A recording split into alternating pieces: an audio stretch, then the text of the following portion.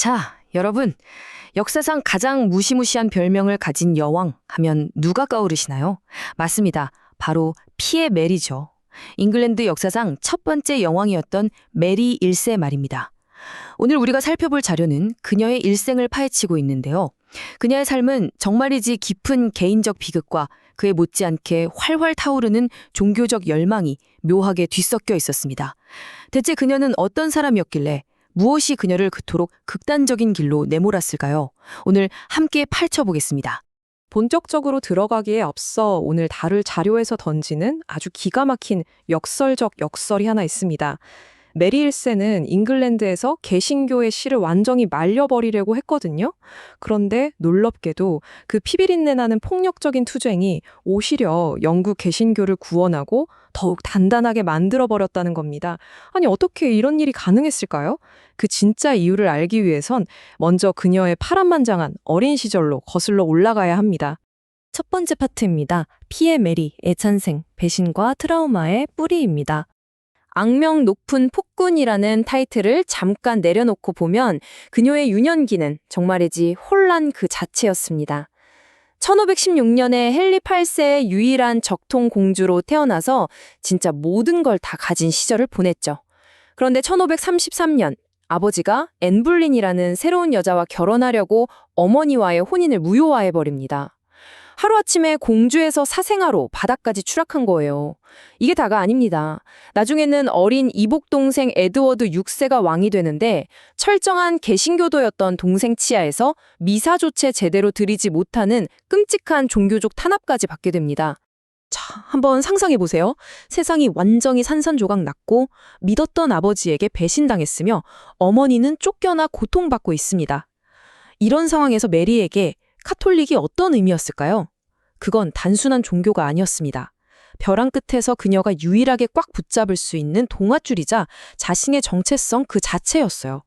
게다가 아버지가 짓밟아버린 어머니의 명예를 회복하기 위한 아주 거룩하고 절대적인 사명이기도 했죠. 두 번째 파트로 넘어가 보죠. 잉글랜드 왕위를 차지하다 승리하지만 짧았던 반전입니다. 1553년, 진짜 영화 같은 반전이 일어납니다. 자신을 탄압하던 이복 동생 에드워드 6세가 일찍 죽어버린 거예요. 당시 권력을 쥐고 있던 개신교 세력은 카톨릭 신자인 메리가 왕이 되는 걸 막으려고 제인 그레이를 여왕으로 세우려 했습니다. 하지만 여기서 메리가 엄청난 깡과 결단력을 보여줍니다.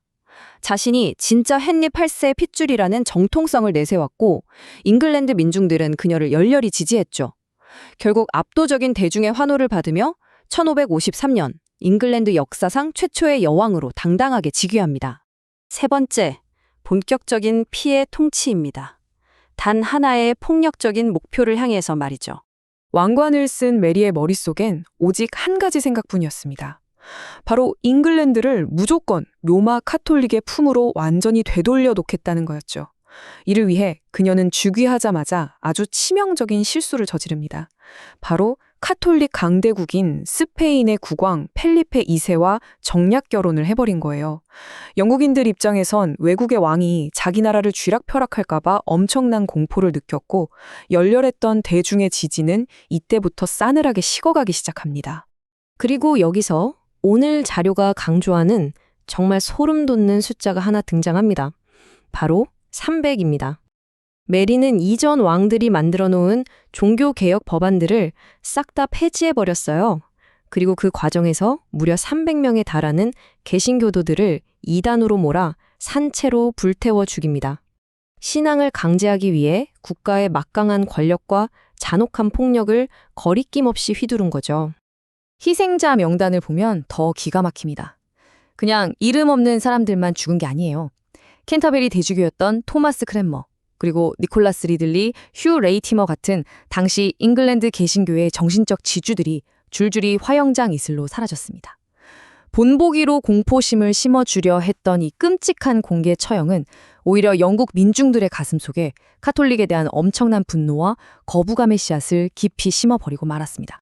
이런 상상조차 하기 힘든 잔혹한 역사는 훗날 존 폭스라는 인물이 쓴 순교자 열전이라는 책에 아주 낱낱이 박제됩니다.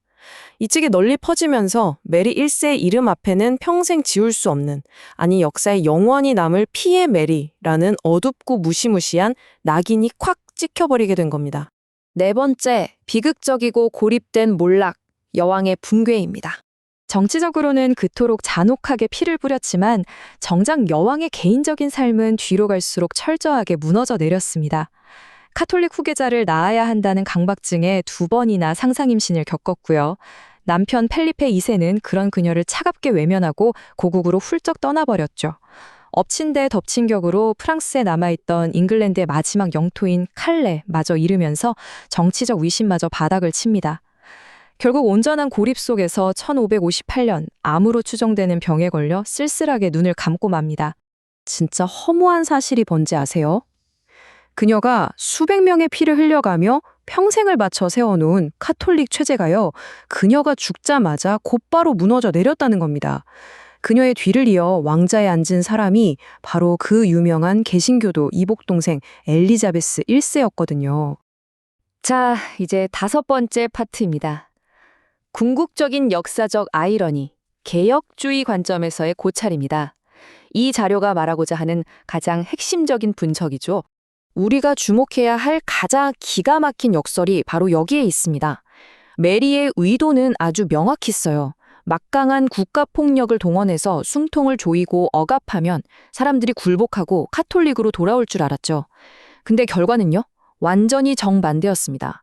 잔혹한 탄압을 견뎌내며 화영대 위에서 찬송가를 부르며 죽어가는 순교자들을 보면서 영국인들은 오히려 개신교야말로 기꺼이 목숨을 걸고 지켜낼 만한 진짜 신앙이구나 라고 뼛속 깊이 각인하게 된 겁니다. 폭력이 오히려 개신교에 엄청난 정당성을 줘버린 셈이죠. 이 아이러니를 완벽하게 만들어준 또 하나의 핵심 집단이 있습니다. 바로 마리아 망명객들이에요. 이들은 메리의 무시무시한 화형을 피해 목숨만 건져 유럽 대륙으로 도망친 개신교도들입니다. 메리 입장에서는 눈엣 가시들을 쫓아냈다고 생각했겠지만 오히려 이 망명은 그 반대파들이 해외에서 엄청나게 조직화되고 똘똘 뭉치게 되는 완벽한 계기가 되어버렸습니다. 이 망명객들이 대륙에서 뭘 했느냐? 그냥 숨어지는 게 아닙니다. 제네바 같은 곳에 머물면서 당시 최신 트렌드였던 아주 강력한 칼뱅주의 신학을 쫙 흡수한 거예요. 그리고 메리가 죽고 엘리자베스 1세 시대가 열리자 이들은 새로운 개혁 신학과 그 유명한 제네바 성경을 손에 쥐고 영국으로 화려하게 돌아옵니다. 오늘 살펴보는 자료에서는 이게 정말 놀라운 역사의 섭리라고 평가합니다. 왜냐고요? 메리의 그 지독한 탄압이 사실상 영국에 청교도 운동이라는 엄청난 혁명의 씨앗을 뿌려준 거나 다름없기 때문입니다. 오늘 다룬 자료에서 이 모든 상황을 완벽하게 요약해주는 문장이 하나 등장합니다. 그녀의 의도는 종교적 복수였으나 역사는 그녀의 행동이 순교자들의 피 위에서 더 강력한 개혁 신앙을 꽃피우게 했음을 보여준다. 정말 소름 돋지 않나요? 한 인간의 깊은 상처에서 시작된 폭력적인 회심의 시도는 결국 철저히 실패했지만 오히려 그 죽어간 이들의 피를 자양분 삼아 개혁신앙은 그 어느 때보다 더 화려하고 강력하게 피어났습니다. 자, 여러분, 이제 마지막으로 생각해볼 만한 질문을 하나 던지며 마무리할까 합니다. 치유받지 못한 한 개인의 그 깊은 아픔과 트라우마가 어떻게 수많은 사람의 목숨을 앗아가고 결국엔 한 국가의 종교적 운명과 역사적 흐름을 통째로 뒤바꿔 놓을 수 있었을까요? 오늘 우리가 함께 살펴본 이 역사의 기막힌 아이러니가 인간의 권력과 상처, 그리고 우리가 전혀 예측할 수 없는 역사의 나비 효과에 대해 다시 한번 깊이 생각해보는 계기가 되셨기를 바랍니다. 지금까지 함께 해주셔서 감사합니다.